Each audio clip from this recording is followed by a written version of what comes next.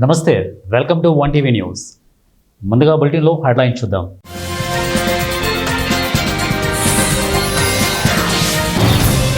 సామాన్యులకు ఊరటనిస్తూనే ఆర్థిక రంగం బలోపేతం, ప్రధాని నరేంద్ర మోదీ.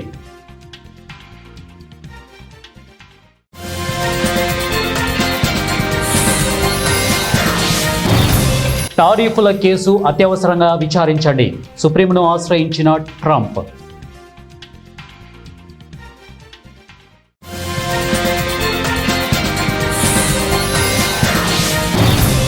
ఉప ఎన్నికపై దృష్టి పెట్టండి, కేసీఆర్.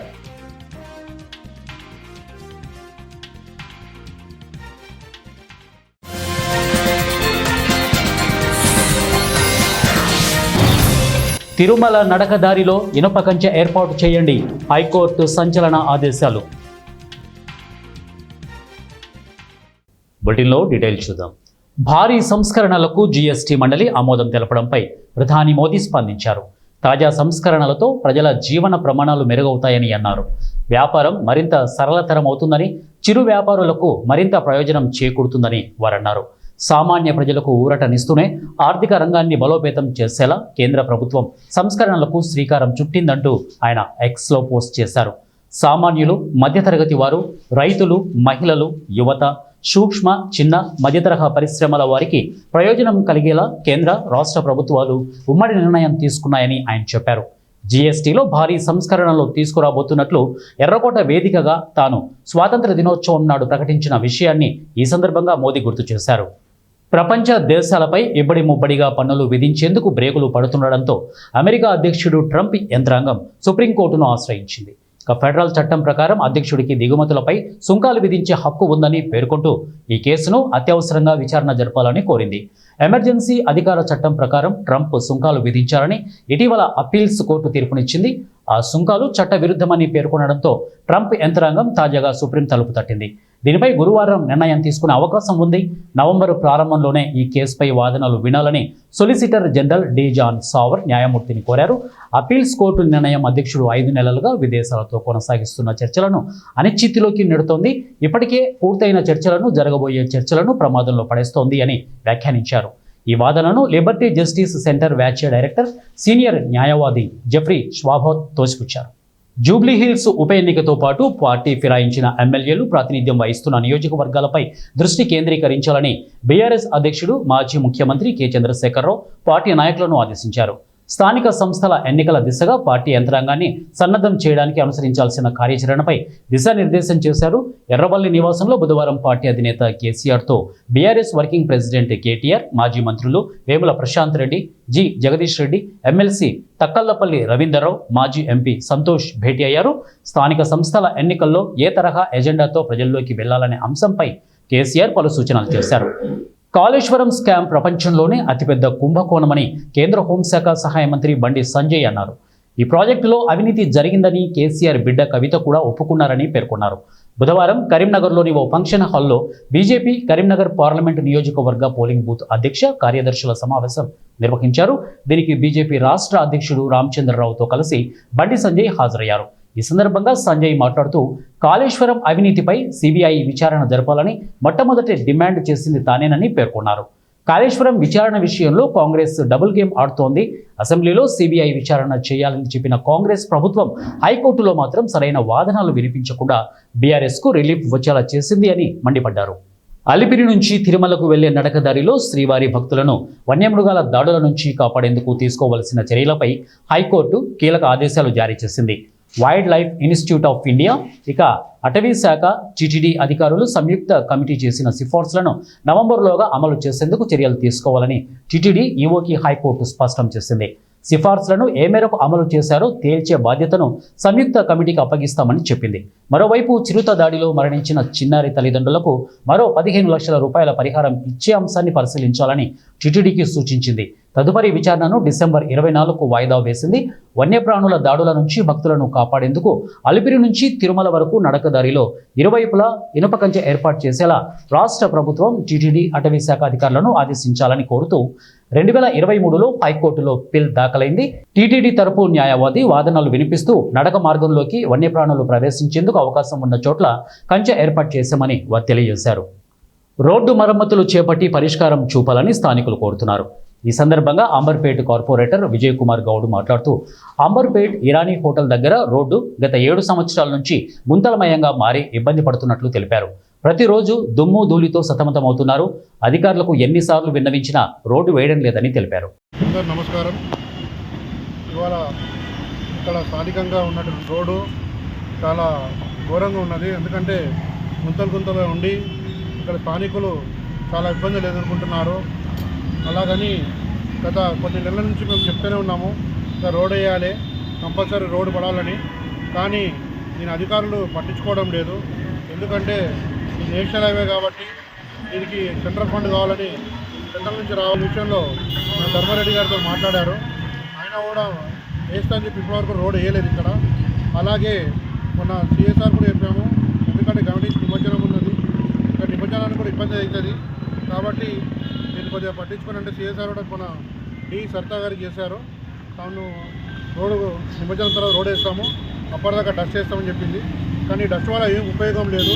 ఎందుకంటే ఇక్కడ ఉన్నటువంటి షాపులు, ఇక్కడ ఉన్న స్థానికుల ఇల్లులు అందరూ చాలా ఇబ్బంది పడుతున్నారు. ఈ డస్ట్ అంతా లేచి ఇప్పుడే అసలు వాళ్ళ ఆరోగ్యాలు చెడిపోతున్నాయి.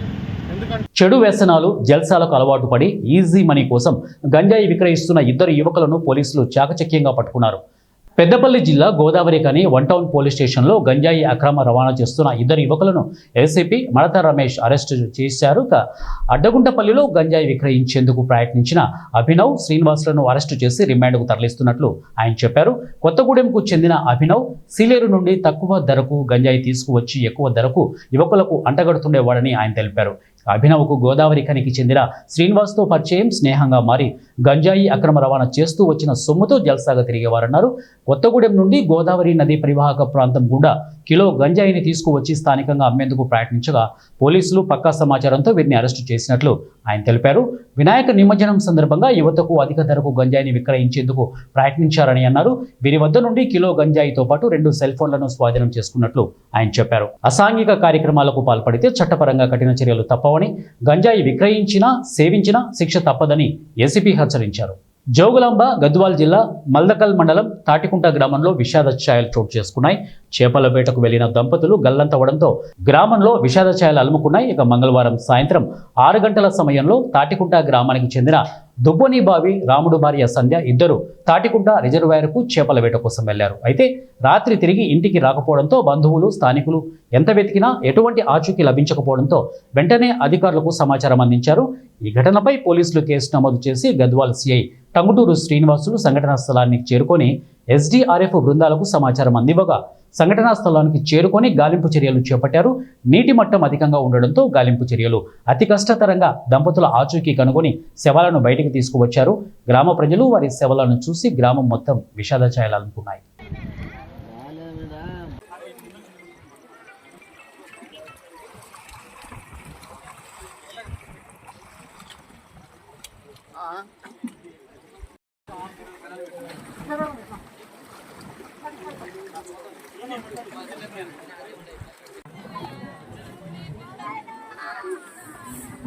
ప్రకాశం జిల్లా బేస్తవారిపేటలో యువకుడు దారుణ హత్యకు గురయ్యాడు. గుర్తు తెలియని వ్యక్తులు కత్తితో దాడి చేసి తర్వాత పెట్రోల్ పోసి నిప్పంటించారు. స్థానికులు ఇచ్చిన సమాచారంతో సంఘటనా స్థలానికి చేరుకున్న పోలీసులు మృతదేహాన్ని పరిశీలించారు. మృతుడు ఖమ్మం మండలం దర్గా గ్రామానికి చెందిన గాలి చిన్న బ్రహ్మయ్యగా పోలీసులు గుర్తించారు. జరిగిన సంఘటనపై దర్యాప్తు చేస్తున్నామని సిఐ మల్లికార్జున్ అన్నారు. ఎవరో కావాలనే ఉద్దేశపూర్వకంగా యువకుడిని హత్య చేసినట్లు కుటుంబ సభ్యులు అనుమానం వ్యక్తం చేస్తున్నారు. మెదక్ జిల్లాలో యూరియా కష్టాలు రైతులను వెంటాడుతున్నాయి. మసాయిపేట మండలం కేంద్రంలో గురువారం యూరియా కోసం రైతులు బారులు తీరారు. గత వారం 10 రోజులుగా యూరియా లేకపోవడం వల్ల ఇబ్బందులు ఎదుర్కొంటున్నామని రైతులు ఆవేదన వ్యక్తం చేస్తున్నారు. నేడు యూరియా లారీ రావడంతో విషయం తెలుసుకున్న వందలాది మంది రైతులు ఉదయం 6 గంటలకు రైతు వేదిక వద్ద టోకన్ల కోసం బారులు తీరారు. ప్రభుత్వం వెంటనే స్పందించి రైతులకు సరిపడా ఆ యూరియా సరఫరా చేయాలని డిమాండ్ చేస్తున్నారు. గ్రామ పంచాయతీ ఏదంటే ఒక్కసారి ఊరియా దొరకు ఇమ్మంటే చాలా పక్క జరి బాబు అంటారు. ఊరియా లేదు, ఏం లేదని 6 రోజుల నుంచి దొరుకుతారు. మేము పాస్బుక్లు చూపిస్తే మీకు బిల్లు ఉన్నాయా అని చెప్తారు. వట్టిగా రిటర్న్ పంపించుతారు. ఇది ఏంది? ఇది మరి ఘోరం, మరి దారుణంగా. సో బహుశా ఇది ఇట్లా చేస్తే చాలా మరి మన పార్టీకి మన ఇది దానికి నష్టం.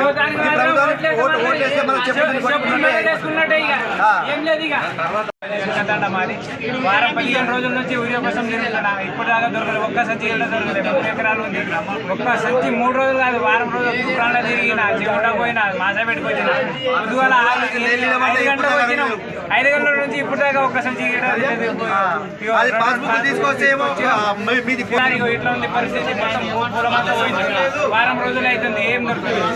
ఈ ప్రభుత్వం దండం పెట్టాలి. ఈ ప్రభుత్వం అయితే అనంతపురం జిల్లా కళ్యాణదుర్గం మండలం సిబాయి సమీపంలో రోడ్డు ప్రమాదంలో గాయపడి రోడ్డు మీద పడి ఉన్న వ్యక్తిని అనంతపురం వైపు వెళ్తూ గమనించిన కళ్యాణదుర్గం ఎమ్మెల్యే అమిలినేని సురేంద్రబాబు తన వాహనం ఆపి ప్రమాదంలో గాయపడిన వ్యక్తిని అత్యవసర చికిత్స కోసం తన సిబ్బంది సహాయంతో తన వాహనంలోనే ఎక్కించి హాస్పిటల్కు పంపించి తన మానవత్వంతో పాటు గొప్ప హృదయం ఉన్న మనిషిగా నిరూపించుకున్నాడు.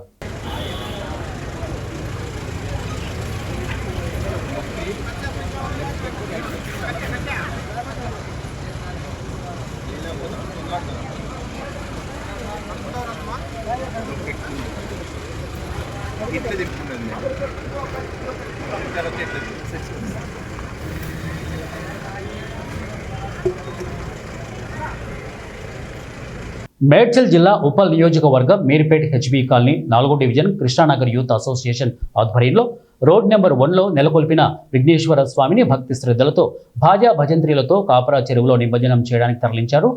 ఈ సందర్భంగా కృష్ణానగర్ యూత్ అసోసియేషన్ సలహాదారులు శశిధర్ మాట్లాడుతూ 9 రోజులు విఘ్నేశ్వర స్వామికి అత్యంత భక్తి శ్రద్ధలతో కాలనీ ప్రజలు భక్తులు పూజలు నిర్వహించారని చెప్పారు. ఆ విఘ్నేశ్వర స్వామి ఆశీస్సులు కాలనీ ప్రజలకు భక్తులకు ఎల్లప్పుడూ ఉండాలని, వారు చేసే వ్యాపారాలలో పనులలో అభివృద్ధి చెందాలని వారన్నారు. కాలనీ వాసులు ఆయుర ఆరోగ్యాలతో ఐశ్వర్యాలతో ఉండే విధంగా ఆ వినాయకుడి ఆశీస్సులు ఉండాలని కోరారు. ఈ కార్యక్రమంలో కాలనీ వాసులు, యూత్ అసోసియేషన్ నాయకులు, సభ్యులు, భక్తులు అధిక సంఖ్యలో పాల్గొని గణేష్ నవరాత్రులు విజయవంతం చేసిన ప్రతి ఒక్కరికి పేరు పేరున ధన్యవాదాలు తెలియజేశారు. జై బోలో గణేష్ మహారాజ్ కి జై.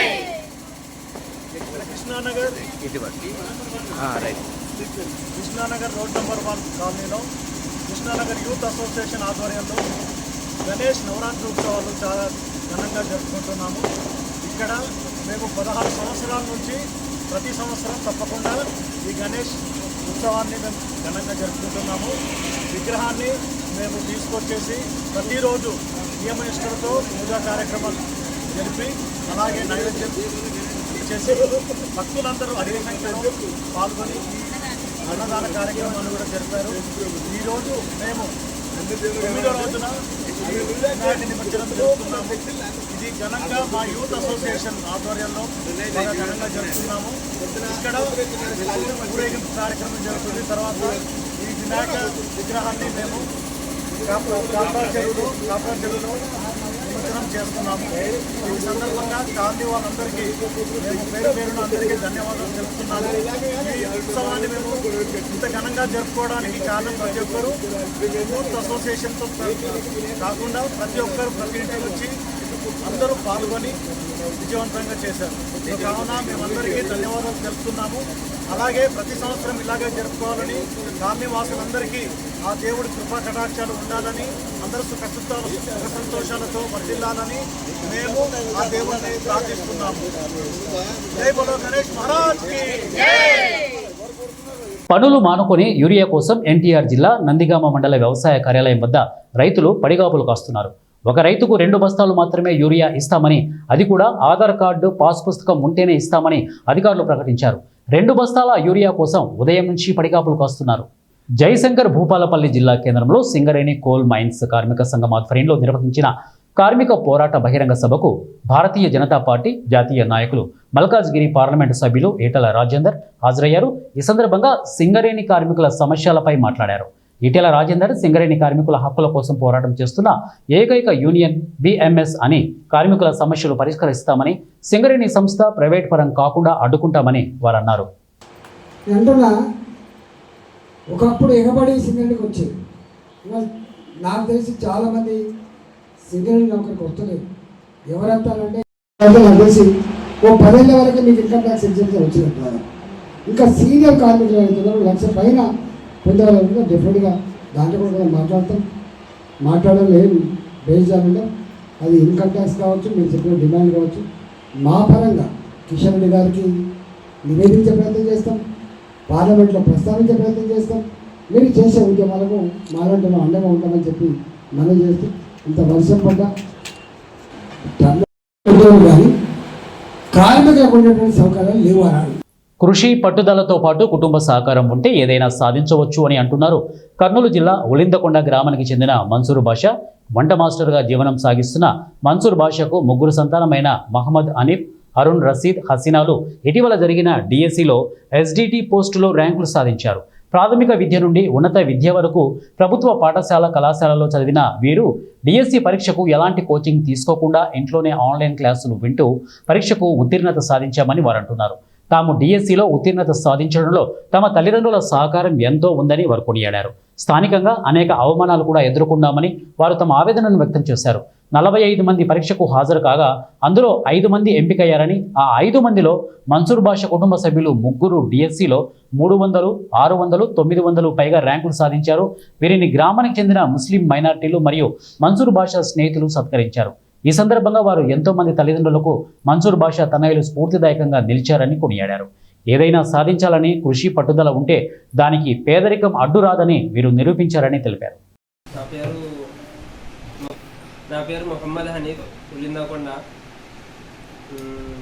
ఈ డిఎస్సి విజయంలో ప్రధానంగా మా అమ్మ నాన్నది కష్టం ఉంది. చాలా నమ్మకం పెట్టుకున్నారు వాళ్ళు. ఎందుకంటే దాదాపు ఎవరు ఎక్కువగా దీని వెనుక సపోర్ట్ అనేది ఉండదు.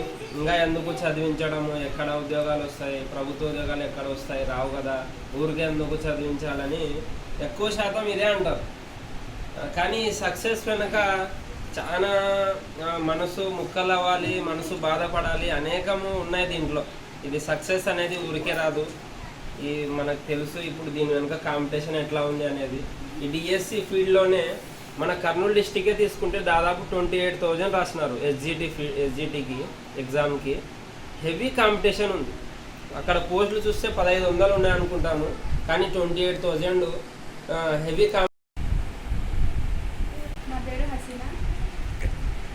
నా పేరు హసీనా. నేను ఇంట్లోనే ఎస్ఎన్ఎస్ ఆన్లైన్ క్లాసెస్ వినుకుంటూనే ప్రిపేర్ అయినా. మా బ్రదర్స్ కూడా సేమ్ ఎస్ఎన్ఎస్ ఆన్లైన్ క్లాసెస్ ద్వారా మేము డిఎస్సికి ప్రిపేర్ అయినాము. మా తల్లిదండ్రుల ప్రోత్సాహంతో ఇంకా ఎక్కువ ప్రిపేర్ అయినాము. అత్త మామ ప్రోత్సాహం కూడా ఎక్కువ. ప్రోత్సాహంతో వాళ్ళ ప్రమేయంతోనే నేను డిఎస్సి సాధించగలిగాను. 5 మంది కుటుంబం, 2 కొడుకులు, కూతురు. గవర్నమెంట్ స్కూల్ చదివించినాను, కష్టపడి చదివించినాము. కష్టపడి వాళ్ళు కానీ జాబ్ తెచ్చుకున్నారు. కష్టపడి నువ్వేం చేస్తుంటావు? వంట చేసి ఎట్లా ఉంది పిల్లలు ముగ్గురు ఒకటి మీ అభిప్రాయం? మా అభిప్రాయం పిల్లలు మంచిగా ఉద్యోగం చేయాలని కోరుతున్నాను. क्या करे उनको ऊंचा मरतबा 3 जना को घर में आना पड़े तो कहाँ पे आए नहीं हो तो भी अल्लाह रिकॉर्ड माने पाए उनका काम का लाज रखते अल्लाह ने. इसके लिए क्या है, हमें भी अल्लाह का हुक्म को छोड़ना नहीं, इधर दिन का काम भी छोड़ना नहीं. जो भी घट्टू पकड़ कर रखना है हमें. किधर भी जाओ दिन का काम दुनिया का काम जो भी करते रहो तो अल्लाह ताला ने क्या करता हमारे ऊंचे मकाम में काम भी रख देता है. अब देखते ही तो हमारा हिंसा में लोग మీ తరపు నుంచి ఒక 2 మాటలు మాట్లాడుతున్నాడు. పిల్లల గురించి కొద్దిగా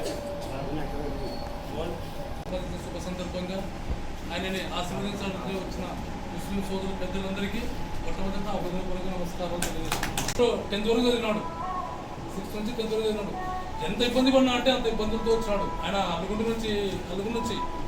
నుంచి క్యారియర్ కట్టుకొని వచ్చి తినక తాగక వచ్చి కష్టపడినాడు. తర్వాత ఆయన కృషి ఫలితమే ఈరోజు ఆయనకు 2 కొడుకులు, 1 కూతురు. ఇతను మిగతా వాళ్ళ తల్లిదండ్రుల కల్లా ఇతను ఒక స్ఫూర్తి అని సంతోషం ఉంటుంది. కానీ వాళ్ళు పెరిగి పెద్దవాళ్ళై. బులెటిన్ ముగించే ముందు హెడ్లైన్స్ మరొకసారి.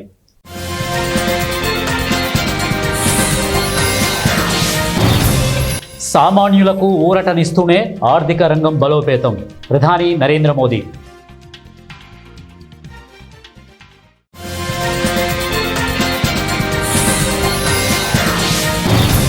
టారిఫ్ల కేసు అత్యవసరంగా విచారించండి, సుప్రీంను ఆశ్రయించిన ట్రంప్.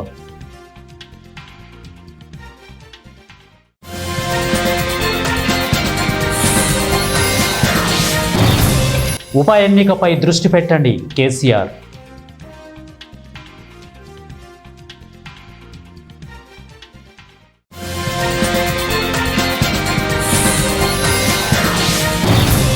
తిరుమల నడకదారిలో ఇనుప కంచె ఏర్పాటు చేయండి, హైకోర్టు సంచలన ఆదేశాలు. ఇవే బులెటిన్ అప్డేట్స్. నెక్స్ట్ బులెటిన్లో కలుద్దాం. Until then keep watching 1 TV news. ప్రతిక్షణం ప్రజల పక్షం.